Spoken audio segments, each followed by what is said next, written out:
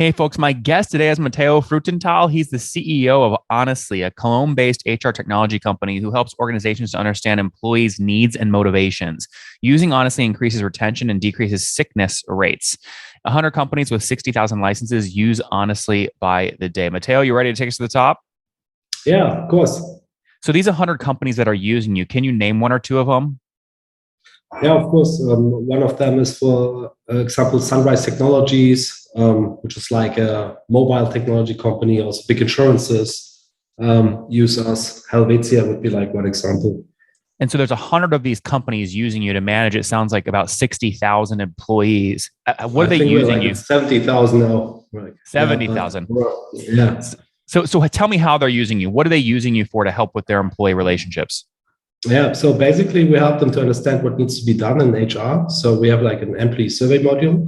So we have prepared surveys and they send out these surveys and they have like their internal communication through Honestly. So we give basically the leadership of these companies a closer way to reach their employees and have a closer relationship with them. So they understand what makes people leave the company, what makes people stay at the company.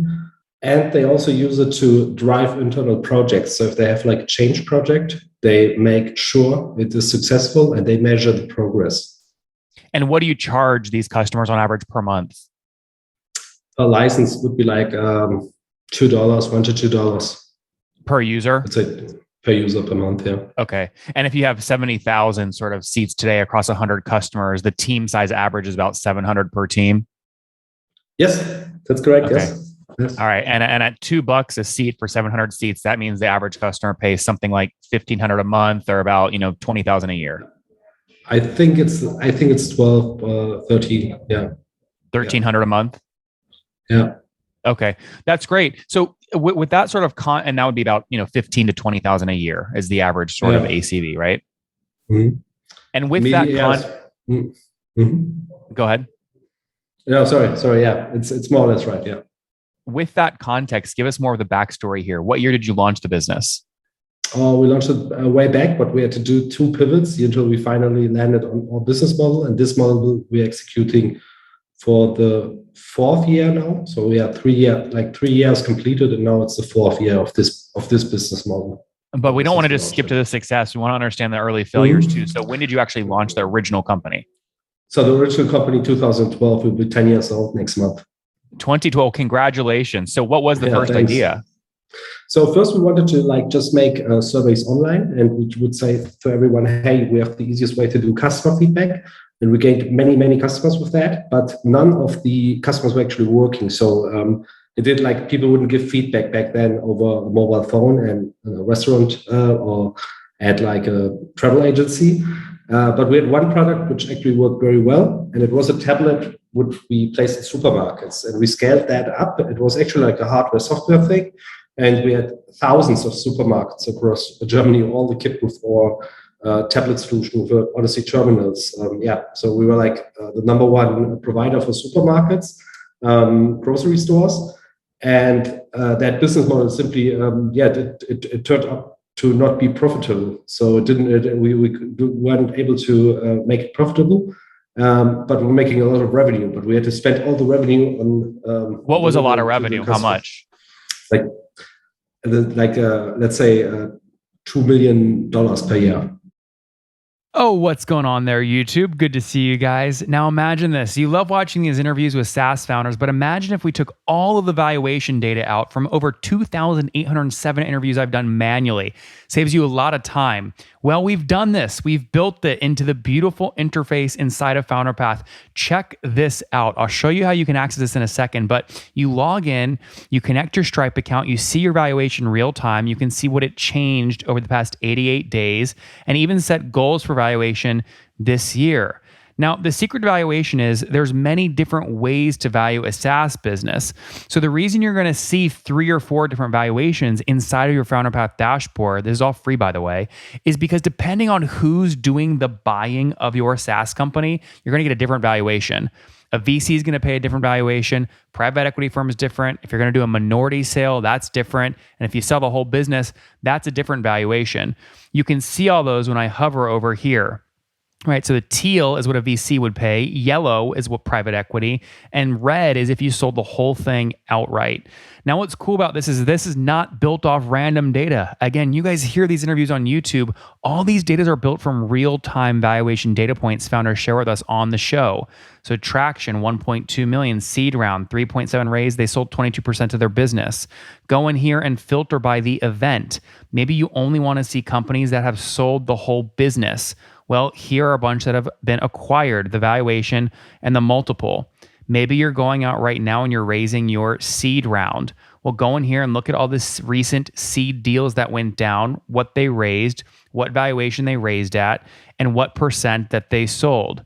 There's never been a larger data set of SaaS valuations than what you can get now inside of FounderPath, and we're thrilled to bring it to you. All right, we're going to go back to the YouTube video here in a second, but if you want to check this tool out, if you want to jump in and sign up, you can check it out for free to get your valuation at this link, founderpath.com/products/valuations. Or if you go to founderpath.com and hover over products, click on get your valuation here and go ahead and sign up to give it a whirl. Again, all that valuation data live right inside the platform. I hope to see you there. All right, let's jump back into the interview.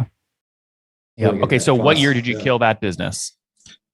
The same year we launched a new one. So when we pivoted, we said, okay, we will no longer focus any businesses. We will get the cash, but we were not able to grow it. That's why we got to the revenues.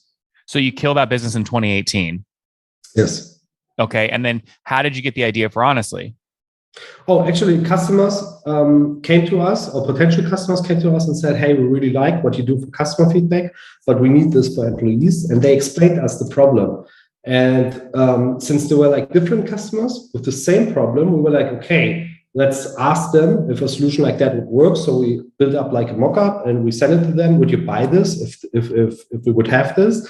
And they all said yes. So we started building it, and we actually signed contracts with all three of them. So we had like three companies with, I don't know, 15,000 licenses or something, three bigger companies like using the product right from the start. And that helped. Customers had the idea, and we just said, oh, it's so much better than our business model that we have now, that we had back then, that we decided to pivot. And Matteo, fast forward now today, 100 customers paying, $1,300 per month. You're doing about what, $130,000 a month in revenue? Around it, yes. Around that. And if that's today's revenue, where were you exactly a year ago so we can calculate growth? I was like 50% less, 55% less. Okay, so something like $65,000 a month in revenue. Yes, and where did most of the growth over the past year come from? Adding seats to current customers or adding new customers altogether? Like 20 to 30% came from upsales, and the rest came from new customers. Okay, so like 20 a lot of upsell. So with 20 to 30% of the growth, yeah. So when you look at your net dollar retention, right, the amount you grew customers subtracted by the amount those same customers shrunk, what is your net dollar retention today? I think it's 6% plus, something like that. So churn is 6% annually? No, minus 6%. Okay, so yeah, so you have net. What you just gave me is net negative churn of 6%. But what I was asking was, so net dollar retention is it 106%? Yes, based on the dollars, not on the number of customers. It's like 6%. Yeah. Yeah, you're giving me a churn number, and I'm asking for a retention number. They're usually just inverse. So I just want to be clear: your net dollar retention, not churn, net dollar retention is 106%. Correct? You're That's expanding. Correct. Yes. Yeah. Okay. And then, do you have meaningful churn? But like, what is gross churn before expansion? Oh, I don't know that number. I don't have it like in front of me. It's it's mostly, let's say, like the smaller companies at the moment. It's not like our bigger accounts. Maybe we focus too much on our bigger accounts, but I don't have that number in head. And have you built all this bootstrapped, or did you decide to raise? We mainly bootstrapped. So it's what do you mean mainly bootstrapped? You've either raised $1 or you haven't raised $1. We raised for the other model. So we do have like shareholders, but we didn't raise for this model. What year did you raise in, and how much? 3 million seed capital 5 years ago. So what was that, 2017? Yeah, when the other business was like going good. Yeah. Well, I mean, you shut that business down in 2018. So if you raised a 5 million seed 1 year before you shut it down, something changed very fast. 3 million seed, and We raised basically on the other model. Let's say we raised 3 million. That's basically the easiest part. Let's say we raised seed capital of 3 million, but we had to invest a lot in, like, we invested to grow a business that we were not able to grow. So we decided to pivot. Yeah, but what, I mean, you basically shut the business down less than a year after you raised $3 million. So what changed so quickly? It was like more like 1.5, 2 year situation, and investing a lot in, like, investing what we raised in growing what we wanted to grow. And that didn't turn out. So we had to pivot because we were not growing. So we raised on growth, but we didn't grow. So we basically, like, it was not our business model. And then we did the pivot. That was like more or less how we understood. When you raised the 3 million seed, what valuation did you raise at? Do you remember? 11 post? Pre. 11, okay, so you sold what? You sold about 15% of the 20% of the business, something like that. A little more, I think, a little, but yeah, like a little more than 20. Yeah. Okay. More than 20. And then no capital raise since then, right? No. Are you looking at raising right now? No. Are you guys profitable today? Yes. Oh, that's great. Okay. How profitable? No. Like 10% more or less. 10%. That's pretty good. And how many folks are on the team? I think we're 12. What do you mean you think you're 12? You forgot an employee? No. Like 12, I would, let's say 12. 12 is the correct number of 13. Like we just hired 3 folks, and I just know when they start, if they start July or August, but let's say 12. Okay, so you're 12 people today. That's pretty impressive. You're doing about 1.56 million in revenue with a team of 12. That's high revenue per employee. What's enabled you to scale without having to hire, a bunch, dozens and dozens of people? We originally, like with the other business model, we had like this 25 people, and we were not doing more money than now, especially not per employee. And we realized that we have to say no to a lot of projects and just do the projects that really will have the impact. And by not doing, like, I don't know, for example, we not do partnerships for at the moment. Everyone will say, "Oh, why do you don't do it?" Yeah, because it would like just block resources for really important stuff. So I think that saying no to projects that don't have any impact on your company, I think that's the main part of if you want to have like a high revenue per employee. And how many engineers are on the team of 12 today? 5. Okay. Are you an engineer? No. Do you have a co-founder? I have 2. Did you guys split 30% each at the beginning? Evenly? 2 of them are engineers. Was that a mistake to split equity evenly at the beginning? I don't think so. I think it's the only way to go. Like, you should look for people who are like better than you at least, and then everyone should think that, and then splitting it evenly makes a good deal for everyone. But if you think they're better than you, wouldn't you want to give them more equity? No.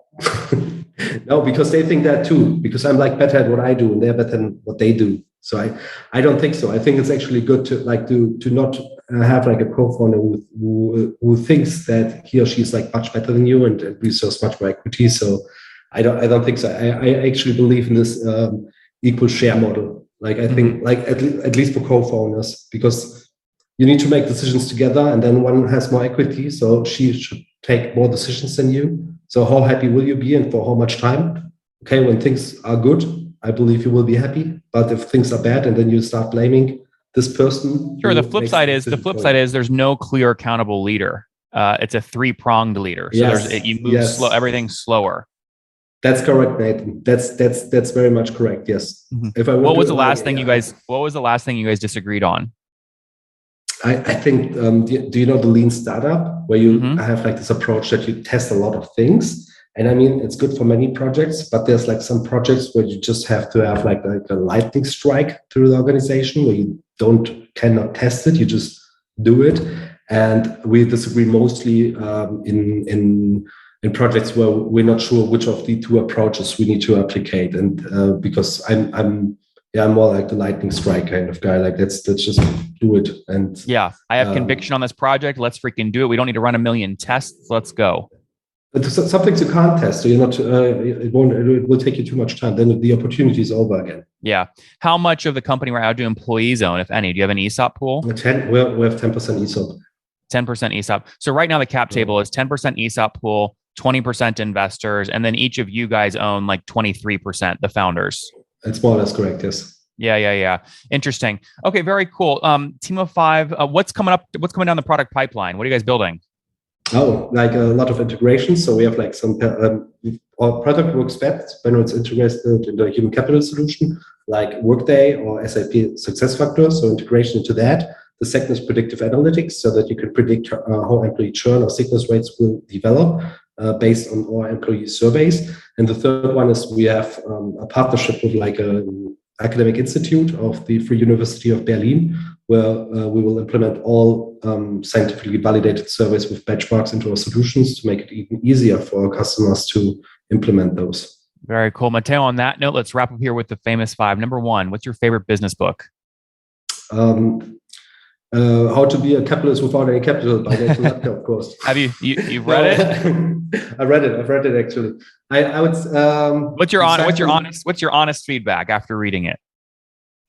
It helped me a lot because it unlocked my brain to think outside of my organization. Because before that, you have like this thing where you like describe how you had like an exit opportunity, you missed it, and that took you much longer to be like free. Like in capital terms. So it unlocked my brain in many ways. So it made me feel like I'm like a teenager again. When you're a teenager and you do business, you feel like very free in everything. When you're like a founder and you're in an organization, you want to dedicate 150% of your time and your thoughts into this organization. And it freed up my brain. And that helped me to make very wise investments and very wise decisions. So I actually made over 100K, like let's say, since then of this personal investments. Returns. That's amazing. Congrats. Number two, is there a CEO you're following or studying right now? Mark Benioff is, of course, the one that I always follow and I admire. I think Mark Benioff is, how I study him. And number three, is there a CEO that not a CEO, I just asked you that. What's your favorite online tool for building the business? Notion. I think, Notion, because of the knowledge management, all processes in Notion. And number four, how many hours of sleep do you get every day? 7. Okay. And what's your situation? Married, single, kids? I have a fiance. So fiance. Okay, very good. And how old are you? I'm 34. 34. Any kid? No kids, right? No kids. All right. Last question. Something you wish you knew when you were 20, Matteo. Time is more valuable than money. I think I should know that. Guys, there you have it. Honestly launched in 2012. They built a business through 2018 that did $3 million in revenue, but ultimately just never took off and was unprofitable. They pivoted into honestly.com, which now helps over 100 enterprises manage their 70,000 employees with surveys, employee feedback.